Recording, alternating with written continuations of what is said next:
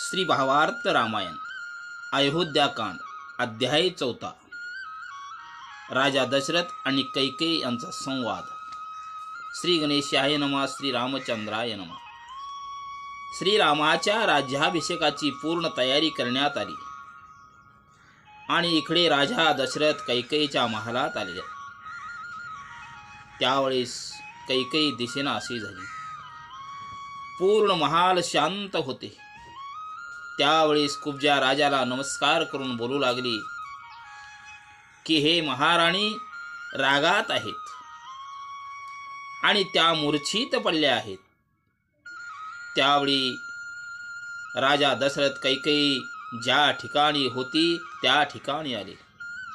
त्यावेळेस कैकेयीची अवस्था पाहून दशरथाला दुःख होऊ लागले आणि राजा दशरथ कैकेयीला बोलतात, तुला कोणी काय म्हटले आहे? अशी अवस्था का बरं झाली असेल तुझी? त्याचं मला नाव सांग, त्याला मी शिक्षा करतो। असे म्हटल्यानंतर कैकेयी राजा दशरथाला नाही त्या शब्दांनी बोलू लागली। त्यावेळेस राजा दशरथ भावनिक होऊन कैकेयीच्या पाया पडतात। तेव्हाही राजाला झिडकारते। म्हणजे केवळ स्त्री लोभामुळे राजा दशरथाला एवढा मनस्ताप सोसावा लागू लागला आणि राजा पुढे बोलू लागले की तुला एवढा राग येण्याचं काय कारण आहे? असं म्हटल्यावर कैकेयी म्हणते, माझ्यावरती असणारी प्रीती कम करून कौशल्यावरी करू लागलो आहे। माझा अपमान होत आहे आणि कौशल्याला राजपट देत आहेत आणि माझे लेकरं आझोळला पाठवून रामाला गादीवर बसवू लागला आहे। असं म्हटल्यानंतर राजा म्हणतात, अगं राम हा आपल्या घरातील थोरला मुलगा आहे, त्यालाच राज्याभिषेक करावा लागतो। ब्रह्मदेव जरी आला त्यात बदल होऊ शकत नाही। तो असा राग करू नको। राग हा बरा नव्हे, यामुळे पूर्ण घराचा नाश होतो आणि असा द्वेष जर करायला जाशील तर जगामध्ये निंद्य होशील। म्हणून तुझ्या पाया पडून सांगतो, तू तुझा राग मागे घे आणि विवेकीपणाने विचार करून येणाऱ्या कार्याला आडवे येऊ नको। अशी समजूत कैकेयीशी घालू लागले आणि श्रीरामाची शपथ घेऊन सांगतो की तुला जे पाहिजे ते तुला देईन। असं म्हटल्यावर कैकेयी विचार करते, खरंच जर रामाला वनवासात पाठविले तर मला सर्व लोक नाव ठेवतील। असा विवेकी विचार करत असताना मंत्रेला ते अंतर्मुखाने कळाले आणि मंत्रा म्हणते, मी सांगितलेली विसरली की काय? अशी तडफडत बोलू लागली। आता याला काय करावे असा विचार मंत्रा करू लागली आणि कैकेयीला खुणावू लागली की मागे दिलेले 2 वर माग। असे खुणावत असताना कैकेयीची दृष्टी मंत्रेवर गेली आणि विकल्प आठवला। मग कैकेयी राजाला म्हणते की हे राजा, तुम्ही श्रीरामाची शपथ वाहिली आहे म्हणून मी मागेल ते द्या। असं म्हटल्यावर राजा दशरथाला आनंद वाटला। मग राजा बोलतात, काय मागायचे ते माग। त्यावेळेस कैकेयी बोलू लागली, दैत्याच्या युद्धात तुम्हाला मी वाचवून विजय प्राप्त करून दिल्यावर मला 2 वर दिलेच तेच मागणार आहे। असं म्हटल्यावर राजा म्हणतो, मी जर तुला मागेल ते नाही दिले तर माझ्या वंशाला काळीमा लागेल।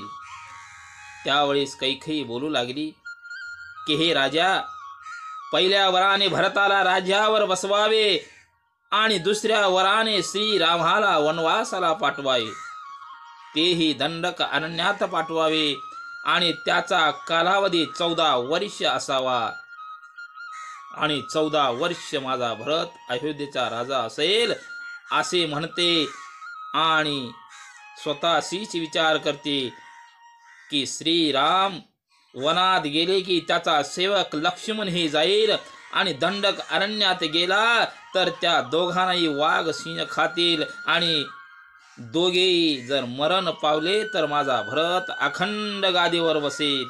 असा विचार मनाशी करत असताना पुन्हा राजाला म्हणते की रामाला जर अयोध्याच्या शेजारीच पाठविलो तर राम लोकांना प्रिय आहे आणि सर्व लोक रामाजवळ जातील, मग माझ्या भरताला किंमत राहणार नाही.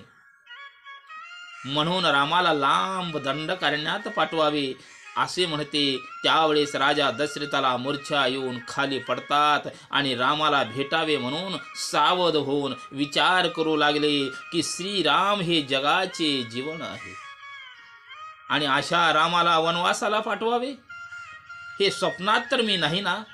असा विचार करून म्हणतात, नाही, माझ्यातील आणि कैकेयीच्या प्रेमामुळे असा भोग भोगण्यासाठी आज वेळ आली आहे. म्हणून पुरुषाने स्त्रीला कधीही वचन देऊ नये, कारण संधी साधून वचनाला प्राप्त होते आणि पूर्ण संसाराचे वाटोळ होते. असा विचार राजा करू लागला आणि पुन्हा कैकेयी जवळ जाऊन बोलू लागला, अगं भरतापेक्षा राम तुझा आवडता होता, हे तुझ्या मनाने नाही केलंस. असं म्हटल्यावर कैकेयी म्हणते, हे राजा, तुझ्याच कुळातील महान महान राजे होऊन गेले, ते वचनाला ढळले नाहीत आणि तूच अशा प्रकारे बोलतोस, अशा प्रकारे खोटं वागतोस. असं म्हटल्यानंतर राजा पुन्हा मूर्छित पडतात आणि म्हणतात, अगं श्रीरामावर किती तुझी कृपा होती आणि आता एवढी कठोर होऊन तू वर मागू लागलीस. अगं माझा राम सुकुमार कोवळा आहे आणि अशा माझ्या लेकराला दूर धर अशा अरण्यात पाठवू नको, तुझ्या पाया पडतो. त्याला वारा ऊन सोसत नाही आणि असा राम जर वनात पाठविले तर मी प्राण देईन आणि मी प्राण दिल्यानंतर कौशल्या सुमित्रा ही प्राण देतील आणि एवढे विध्वंस केवळ भरत गादीवर बसवण्यासाठी करू नको. म्हणून राजा दशरथ कैकेयीच्या पाया पडतात आणि म्हणतात, मला माफ कर आणि तुझ्या म्हणण्याप्रमाणे भरताला गादीवर बसवतो, पण माझा राम माझ्या जवळ राहू दे.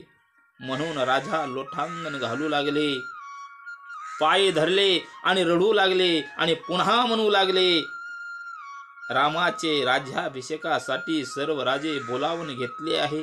सर्वजण मला बायकोच्या आहारी राजा गेला असं नाव ठेवतील आणि माझी प्रीती मलाच बहुली. असा विचार मनाच्या ठिकाणी करून करून अशीच रात्र निघून गेली आणि अशा प्रकारे नाथ महाराज एका जनार्दनाशी शरण जाऊन या अध्यायाला पूर्ण विराम देतात. जय श्रीराम, जय श्रीराम.